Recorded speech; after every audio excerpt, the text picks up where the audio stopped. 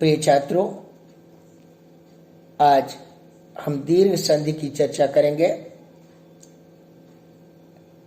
जैसा कि आप जानते हैं कि जब वर्ण समाम्नाय की चर्चा की गई थी तो उस समय दीर्घ वर्णों के बारे में बताया गया था कि 8 दीर्घ स्वर हैं। आ, ई, उ, री, ए, ओ, आई, औ। तो जब कभी हम दीर्घ स्वर की चर्चा करेंगे तो इन्हीं 8 का बोध होगा। इसलिए स्वर संधि में जब कभी हम दीर्घ करेंगे तो इन्हीं 8 वर्णों में से कोई वर्ण होगा। तो दीर्घ संधि का जो सूत्र है वह सूत्र है अकह सवर्णे दीर्घा। इस सूत्र में अकह पंचमी है और सवर्णे सप्तमी है। यह सवर्णे में सप्तमी पर सप्तमी है और दीर्घ।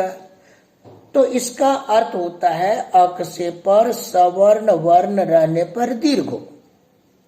लेकिन यहाँ पर इको यणच सूत्र से अच पद की अनुवृत्ति आती है और अच पद की अनुवृत्ति के साथ साथ यहाँ पर एकादेश की भी अनुवृत्ति आती है।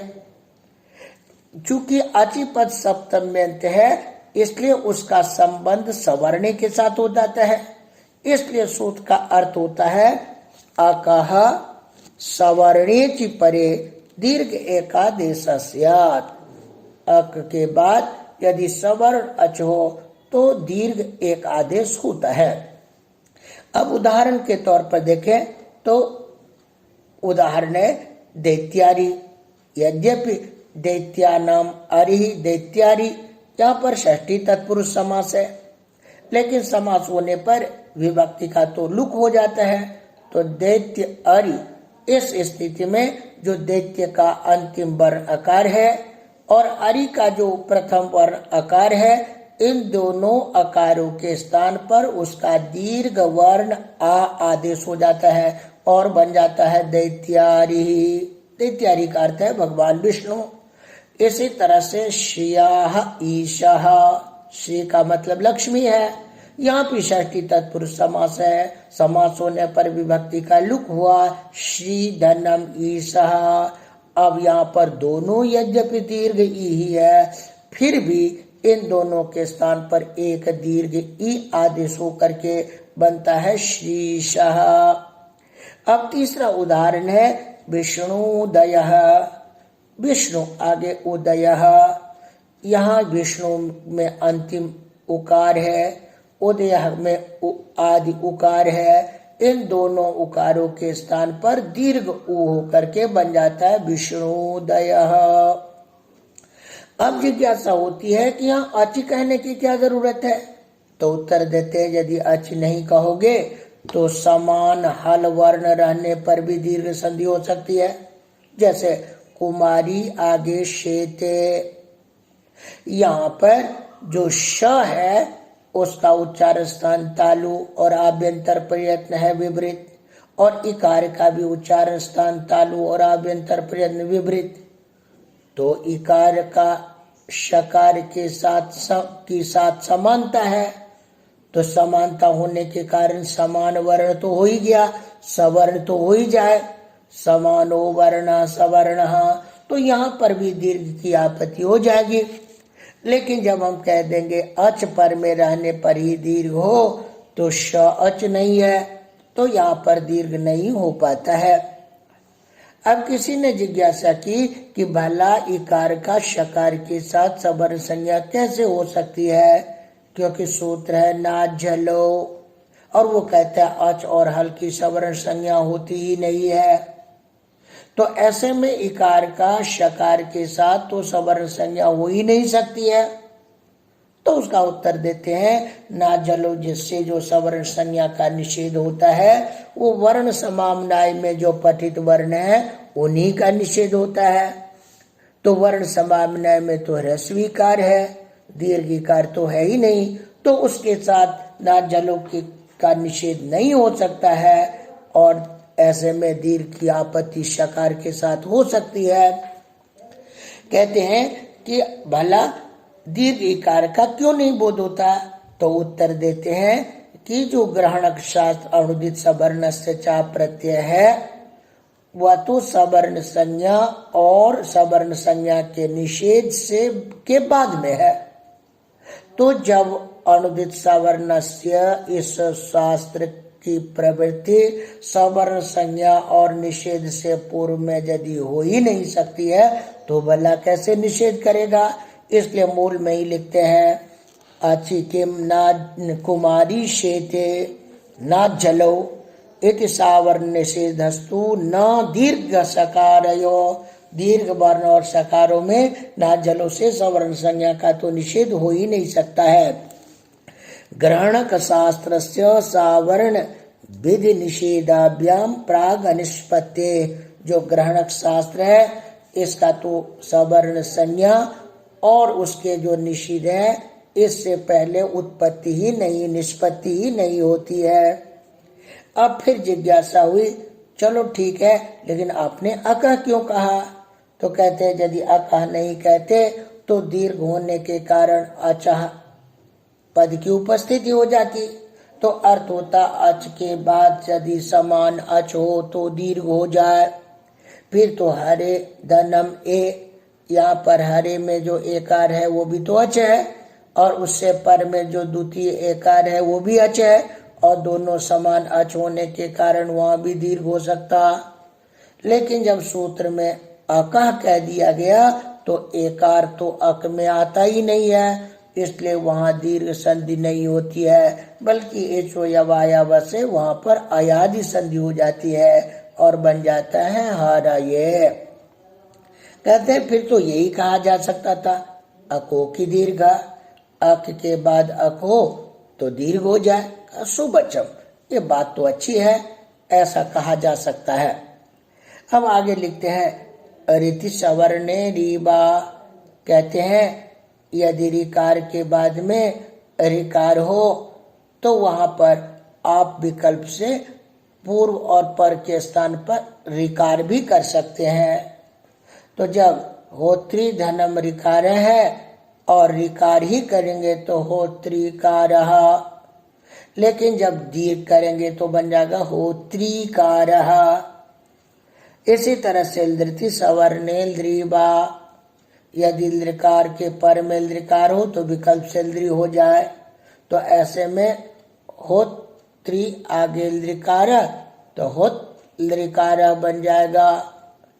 और जब आप नहीं करेंगे तो ऐसे में री और लृ की तो सवर्ण संज्ञा होती है, लृ दीर्घ होता नहीं है तो री तो दीर्घ होता है, तो हम री दीर्घ के रूप में री ही कर लेंगे तो बन जाएगा होत्रिकारः। अब एक और वार्तिक है, वो कहते रीति रीवा। यदि रिकार पर में हो तो आप दीर्घ री विकल्प से करें। ऐसी स्थिति में जब होत्री आगे री कार्य करेंगे तो एक बार आप होत्री कार्य करेंगे और नहीं तो दूसरी बार में होत्री रिकार भी कर सकते हैं। तो इस तरह से दीर्घ संधि के कुछ उदाहरण दिए गए हैं।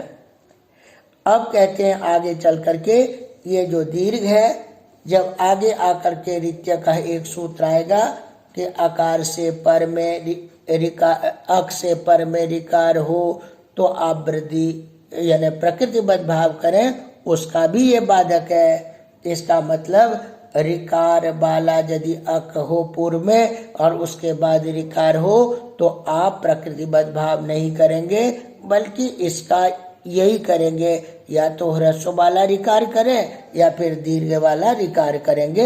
इस सब की चर्चा बाद में की जाएगी। अब जो है यहाँ पर चर्चा करेंगे पूर्व रूप की। तो जैसा कि मैंने कहा कि यदि पर वाला वर्ण पूर्व वाले वर्ण के रूप में परिवर्तित हो जाए तो उसे हम कहेंगे पूर्व रूप। और पूर्व रूप संधि का सूत्र है एंगः पदांता दति। एंगः पदांता दति सूत्र में एंगः यह पंचम्यंत पद है और अति सप्तम्यंत पद है। तो यहाँ पर पदांतात जो पद है उस पदांतात का विशेषण है एंग। तो जब पदांतात का विशेषण एंग है यहाँ तो अर्थ हो जाएगा एंग अर्थ में पदांताद एंगो अति परे पूर्व रूप में कादेशस्यात्, अर्थात पद के अंत में विद्यमान रहने वाला जो एंग उससे पर में यदि ह्रस्व आकार हो तो पूर्व रूप एक आदेश हो जाए। हम हरि शब्द का संबोधन में बनता है हरे, और अवरक्षण धातु के लोट लकार मध्यम पुरुष एक वचन में बनता अव। तो कोई व्यक्ति भगवान को संबोधित करते हुए कहता है हरे अव, तो यहाँ पद के अंत में है ए और उससे पर में हो गया अ। तो यहाँ पर जो अ है वो पूर्व वर्ण एकार के रूप में बदल जाएगा, तो उसे हम क्या कहेंगे हरे। इसी तरह से विष्णु को संबोधित करते हुए कोई कहता है विष्णु अब मेरी रक्षा करो, तो यहाँ पर विष्णु जो है वो पद के अंत में ओकार है ही इसमें, उसके पर में ह्रस्व अ है, तो ये अपूर्व वाले ओ के रूप में बदल जाएगा, तो बन जाएगा विष्णु। अब यहाँ जिज्ञासा होती है कि बीच में ये अवग्रह का चिन्ह है, तो उसका उत्तर देते हैं कि यह जो अवग्रह का चिन्ह है इसे आप पुष्प चंपक न्याय से समझें।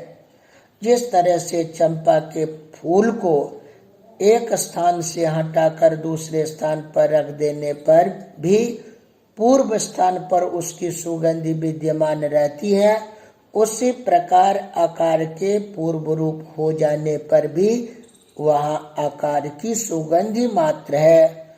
इसलिए भागवत आदि पुराण ग्रंथों में इस तरह के अवर्ण के चिन्ह नहीं भी मिलते हैं, तब भी विद्वान समझ जाते हैं कि यहाँ पर पूर्व रूप है, क्योंकि जो व्यक्ति विद्वान नहीं होगा वह भागवत को नहीं समझ सकता है। विद्यावताम भागवती परीक्षा, इसलिए विद्वान लोग तो समझ जाते हैं अवग्रह के चिन्ह न रहने पर भी कहाँ पर पूर्व रूप है, इसका उन्हें ज्ञान हो जाता है।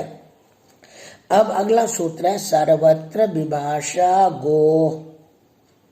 अब यहाँ पर सर्वत्र से हम लेंगे लोक तथा वेद। आप तो जानते ही हैं जो पाणिनि व्याकरण है वो लौकिक तथा वैदिक दोनों शब्दों के अनुशासन के लिए है। तभी तो पतंजलि ने महाभाष्य में कहा अथ शब्दानुशासनम, अब मैं शब्दों का अनुशासन कर रहा हूँ। फिर जिज्ञासा हुई कि शाम शब्दा नाम, तो उत्तर देते लौकिका नाम वैदिका नांच, लौकिक तथा वैदिक शब्दों का।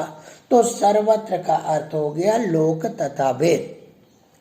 तो लोक तथा वेद में प्रयोग होने वाले जो गो शब्द, तो सूत्र में अर्थ को देखें लोके वेदे च एंगन्तस्य गोरति वा प्रकृति भाव।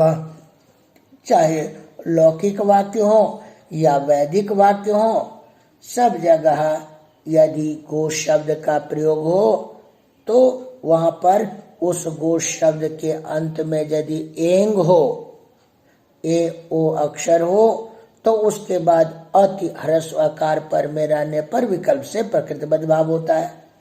तो गो अग्रम। अब मान लीजिए यहाँ हम षष्ठी तत्पुरुष कर लेंगे गो अग्रम।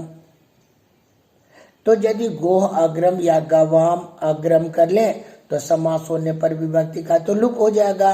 तो गो धनम अग्रम, यहाँ पद तो है ही, समास तो हम दोनों दो पदों में करते हैं, तो पूर्व वाला पद है और पद के अंत में गो का ओ भी है।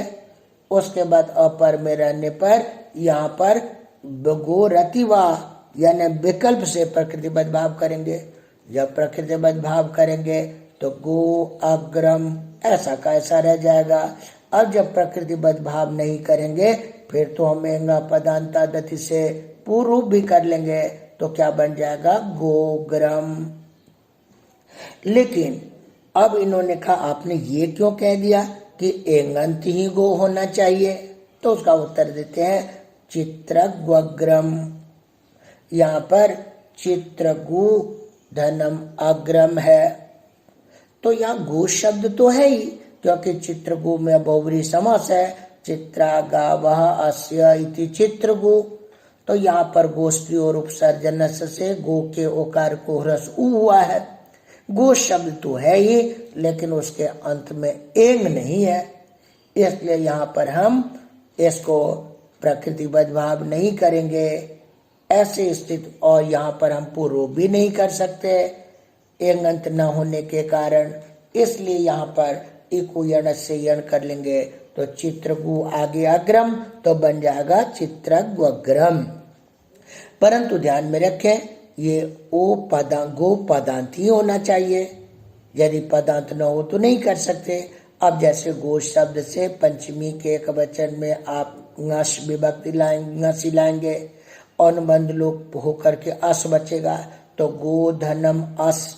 यहाँ गो तो है, उसके बाद अ भी पर में है, लेकिन ये गो पदांत नहीं है, क्योंकि पदांत तो कहते हैं सुप्तिंगंतम पदम, सुबंत और तिंगंत को ही पद मानते हैं, तो पदांत न होने के कारण यहाँ पर हम प्रकृतिबद्ध भाव नहीं कर सकते।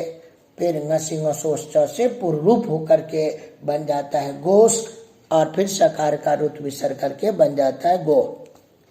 अब अगला जो सूत्र है वो कहते हैं अभंग स्फोटायनस्य। कहते हैं स्फोटायन नाम के ऋषि हैं, जिसे स्फोट का प्रवर्तक भी कहा गया है। तो उनका मानना है कि यहाँ पर यदि गो शब्द हो तो उसको अभंग आदेश होगा अकार पर में रहने पर। अब ये लिखते हैं अति इति निवृत्तम, यहाँ अति कहने की जरूरत नहीं है, हटा लें, बल्कि यहाँ पर हम आची को ले आएंगे तो अर्थ हो जाएगा अच पर में रहने पर। तब पदांते गोरभंग वास्यात, पद के अंत में विद्यमान जो गो यानी पदांत जो गो उससे आगे अच पर में हो तो विकल्प से हम यहाँ पर क्या अभंग आदेश करेंगे। अब अभंग आदेश में एक वर्ण है, व दूसरा वर्ण है, व का तीसरा वर्ण है, ङ की चलो इस संज्ञा भी हो जाएगी तो भी तो अनेक अल है, तो कहा गया अनेकाल षित सर्वस्य। यदि ऐसा कोई आदेश जो अनेक वर्णों वाला हो या शकारी संज्ञा वाला हो तो पूरे स्थानीय के स्थान पर होता है आदेश, इनका वो तो ठीक है, लेकिन उसके तुरंत बाद सूत्र है नीच, और वो कहता है यदि नीत हो नकार की संज्ञा वाला हो तो अनेकाल आदेश होने पर भी ये अंतिम अवयव के स्थान में ही होगा। इसलिए गो का जो अंत्य अवयव ओकार है उसके स्थान पर हो जाएगा अवंग, और अवंग में बचेगा अव, तो गो के ओ को हटा के उसके स्थान पर अव तो बन गया गव धनम अग्रम, और अकसवर्ण दीर्घ से दीर्घ कर लेंगे तो बन जाएगा गवाग्रम। ये भी पद के अंत में ही होगा।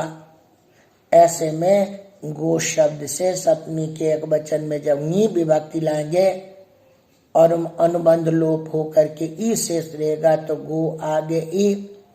यहाँ गो का ओ तो है, अच भी पर में है, लेकिन ये गो पदांत नहीं है, इसलिए यहाँ पर हम अभंग आदेश नहीं करेंगे, बल्कि एचो अवयव से यहाँ पर अब आदेश होकर के गव और ई फिर बन जाएगा गवी, इसलिए लिखते हैं पदांते किम गवी।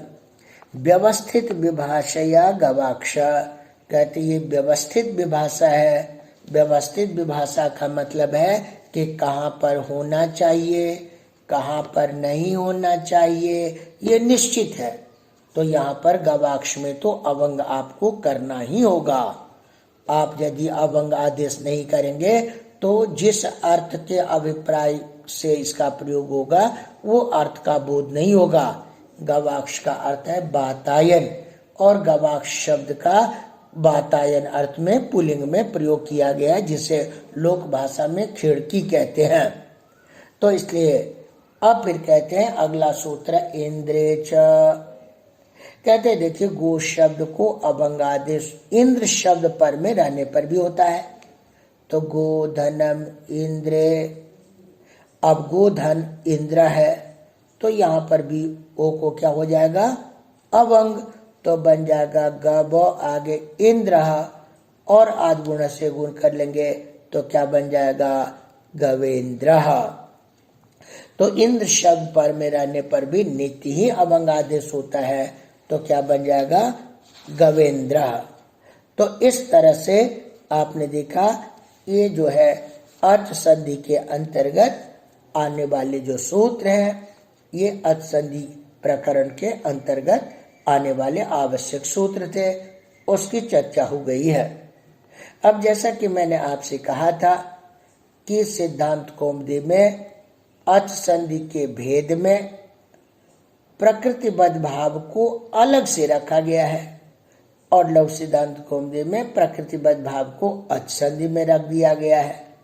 तो जो प्रकृतिबद्ध भाव संधि भी करेंगे वो भी अच वर्ण को आधार में रख करके, अच वर्णों में ही प्रकृतिबद्ध भाव हुआ करता है, इसलिए इस संधि को भी अर्थ संधि के साथ ही दूसरे संधि के भेद के रूप में लिख दिया है, और वो संधि है प्रकृतिबद्ध भाव। इससे पहले आपने प्रकृतिबद्ध भाव में भी सर्वत्र विभाषा गो को देखा था, लेकिन अब हम अलग से प्रकृतिबद्ध भाव की चर्चा करेंगे। प्रकृतिबद्ध भाव का मतलब है प्रकृत्या, स्वभाव से वो विद्यमान रहे, अर्थात जैसे पहले था वैसे पहले वैसे रहे, उसमें किसी प्रकार का परिवर्तन ना हो, अर्थात किसी प्रकार की संधि ना हो। अब यहाँ जिज्ञासा होती है कि जब प्रकृतिबद्ध भाव में संधि नहीं होगी तो इसे संधि का भेद कैसे कहें?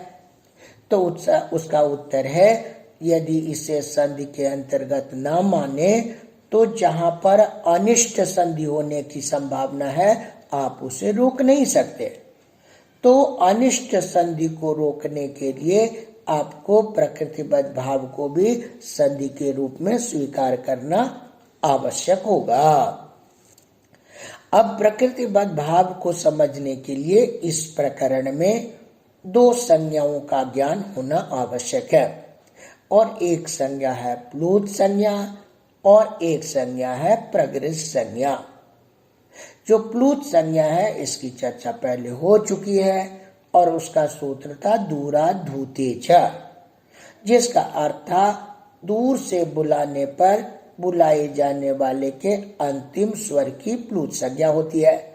जैसे कृष्ण की गाय इधर चल रही हो और कृष्ण दूर में अपनी गाय को ढूंढ रहा हो, तो आवश्यक है कि अपेक्षा से अधिक बल का प्रयोग करते हुए उसको संबोधित करेंगे। जैसे कृष्ण, तो ये दूर से बुलाए जाने के कारण इसका अंतिम आकार प्लुत हो जाएगा।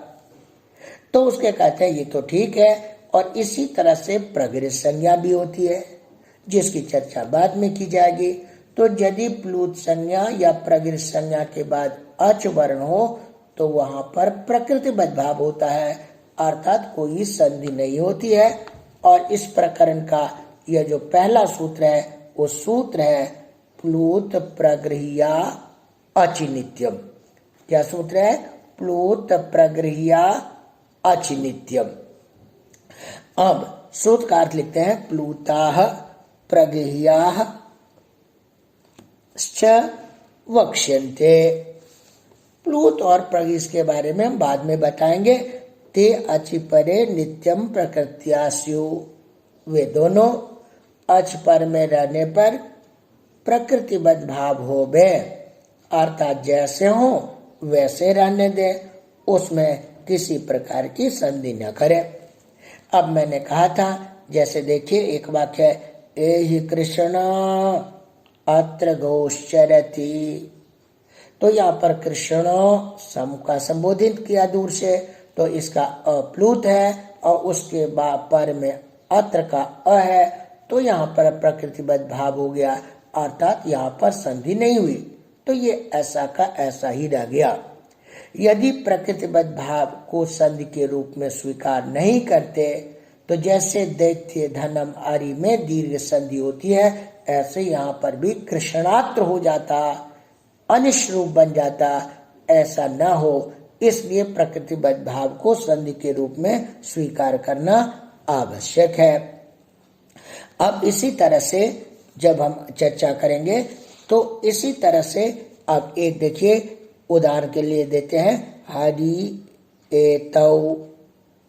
अब यहाँ पर आगे चल के प्रगृह्य संज्ञा के बारे में बताया जाएगा, जो ईदु दे द्विवचनम प्रगृह्यम, जिसकी चर्चा होगी।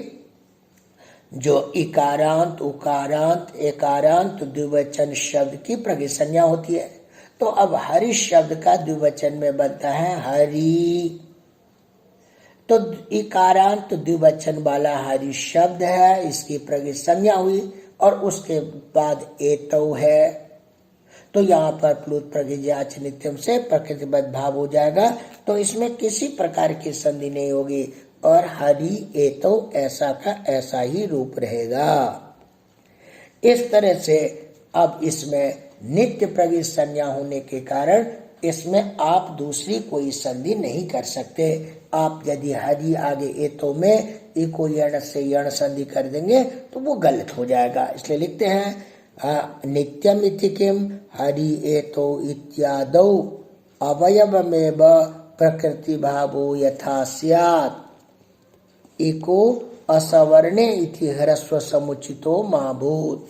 यहाँ आगे आकर के इको असवर्णे साकल्यस्य ह्रस्वस्य जो सूत्र अभी तुरंत पढ़ेंगे, उससे आप प्रकृतिबद्ध भाव, उससे आप ह्रस्व नहीं कर सकते।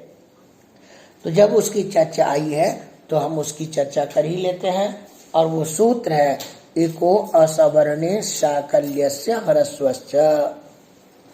सूत्र का अर्थ है पदांता इको असवर्णे चिपरे प्रकृत्यासुर ह्रस्वश्च वा, अर्थात पद के अंत में विद्यमान जो एक, उससे पर में यदि असवर्ण अच हो तो उसके अच पर में रहने पर प्रकृतिबद्ध भाव हो और ह्रस्व भी विकल्प से हो जाए।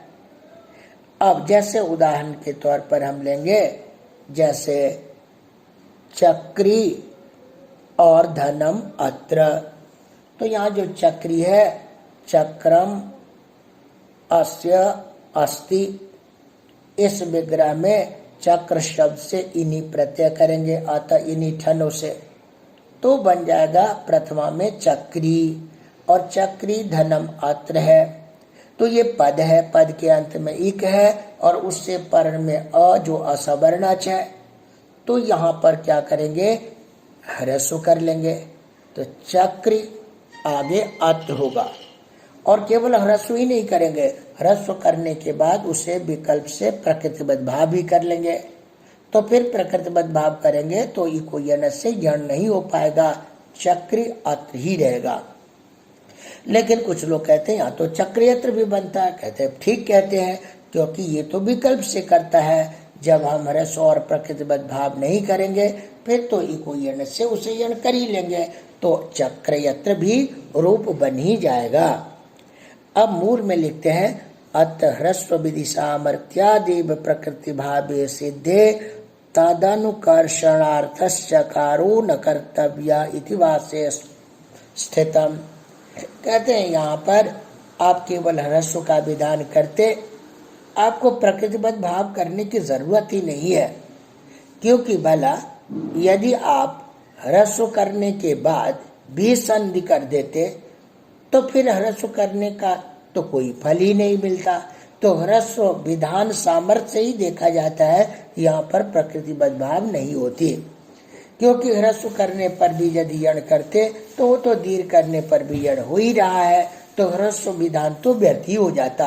इसलिए भाष्यकार का कहना है इसमें च से आपको प्रकृति भाव बद भाव की अनुकर्षण करने की आवश्यकता नहीं है। अब यहाँ पर पदांत कहा, इसका मतलब यदि पद का अंत वाला हो एक तभी आप ह्रस्व कर सकते हैं, यदि पदांत से भिन्न हो तो ह्रस्व नहीं कर सकते हैं।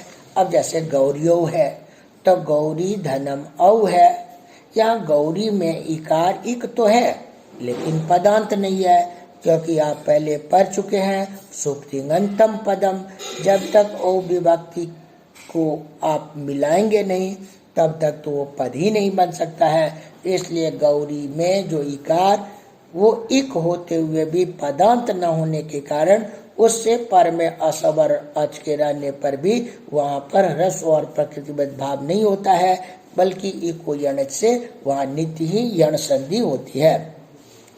परंतु ये ह्रस्व और प्रकृतिबद्ध भाव समास में भी नहीं होता है, यह भी ध्यान रखें।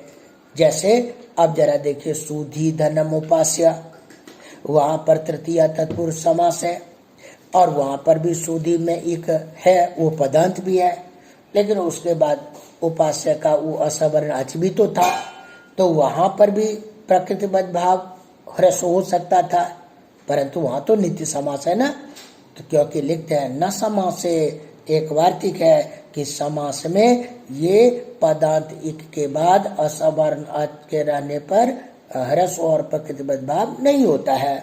उदाहरण यहाँ देते हैं वाप्यस्वः, वाप्याम अश्वः, यहाँ सप्तमी तत्पुरुष समास है।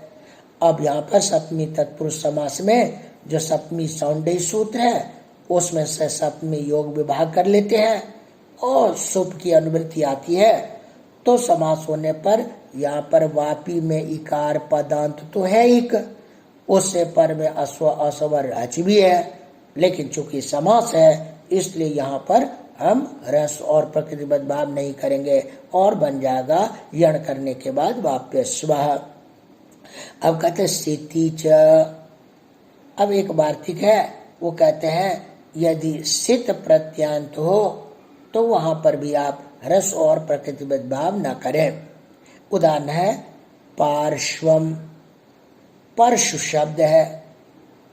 अब परशु शब्द से यहाँ पर हम अण प्रत्यय करेंगे तो बन जाएगा यहाँ पर परशु शब्द से अणस एक प्रत्यय होता है, तो पार्श्वम बनता है परशुनाम समूह पार्श्वम, यानी वहां पर परश्वा अणस वक्तव्य, परशु शब्द से अणस प्रत्यय होता है, अणस में अनुबंध लोप कर लेते हैं और वहां पर बचता है अ, तो बनता है परशु अ। अब यहाँ पर परशु में उकार है जो इक में आता है और उससे आगे असवर्ण अच है, तो असवर्ण अच होने के कारण यहाँ पर भी होना चाहिए, तो कहते नहीं यहाँ पर नहीं होगा।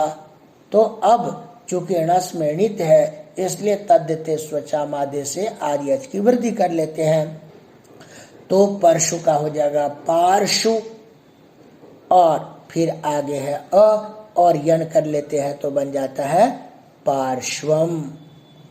अब यहाँ जिज्ञासा होती है, जो पार्श्वम जो है उसमें णस में तो सकार की संज्ञा है।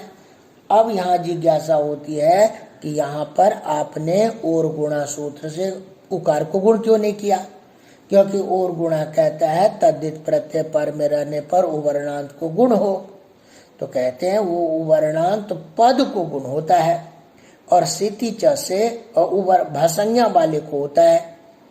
अब यहाँ सिति च से वहां पर उसकी पद संज्ञा हो जाती है, इसलिए भसंज्ञा न हो पाने के कारण और गुणा से गुण नहीं होता है और वहां पर बन जाता है पार्श्वम। अब अगला सूत्र है रीत्यकः, और रीत्यकः कहते हैं रीति परे अकः प्राग वद्वा, अर्थात यदि ऋकार पर में हो अक के बाद तो आप पहले की तरह ह्रस्व और प्रकृतिबद्ध भाव करेंगे। तो उसके लिए उदाहरण देते हैं, जैसे ब्रह्मा और ऋषि है। तो ब्रह्मा तो ब्रह्मन शब्द के प्रथमा के एक वचन का रूप है। तो पदांत है, अक भी है। तो पदांत अक के बाद यहाँ पर ऋकार पर में है तो ह्रस्व कर लेंगे और प्रकृतिबद्ध भाव कर लेंगे तो बन जाएगा ब्रह्म ऋषि। लेकिन ये विकल्प से होता है, जब आप ह्रस्व और प्रकृतिबद्ध भाव नहीं करेंगे तो आद्गुण से गुण कर लेंगे तो क्या बन जाएगा ब्रह्मर्षि। इसी तरह से सप्त आगे ऋषिणाम, तो एक बार ह्रस्व प्रकृतिबद्ध भाव होने के कारण सप्त ऋषिणाम, और जब आप गुण कर लेंगे तो बन जाएगा सप्तर्षिणाम। परंतु यहाँ ध्यान में रखें, लिखे पदांता इत्येव, पद के अंत वाले का ही होगा। यदि पदांत नहीं है तो नहीं होता। जैसे आर्षत है, जो यहाँ पर रि धातु है और इसका जब हम रूप बनाते हैं तो यहाँ पर ऋक्ष होने के बाद यहाँ पर लंग लकार में टिप करेंगे। और चूंकि आजादी धातु है इसलिए आठ जादी नम से 8 कर लेंगे तो आ आगे ऋक्षति है और इतस्स से इकार का लोप कर लेंगे, आ आगे ऋक्षत है। तो यहाँ पर जो पदांत नहीं है, अक तो है लेकिन पदांत नहीं है, इसलिए यहाँ पर हम ह्रस्व और प्रकृतिबद्ध भाव नहीं करेंगे बल्कि यहाँ पर आटश्च से वृद्धि कर लेंगे तो बन जाएगा आर्षद। तो जैसा कि मैंने कहा समासे पियम प्रकृति भाव, यह प्रकृतिबद्ध भाव तो समास में भी होता है। तो सप्त ऋषिणाम है, दिक् संख्य संज्ञायाम से जब समास करते हैं दिशावाची और संख्यावाची शब्द का समान विभक्ति वाले पदों के साथ जो संज्ञावाची शब्द हो, तो यहाँ पर समास होने पर भी रस और प्रकृतिबद्ध भाव करके इसका रूप बनता है। अब इस तरह से प्रकृतिबद्ध भाव जो संधि है इसके अंतर्गत और आएंगे और प्लूत को प्रकृति संज्ञा की चर्चा की जाएगी जो हम अगले पाठ में करेंगे। बस आज का पाठ इतना ही।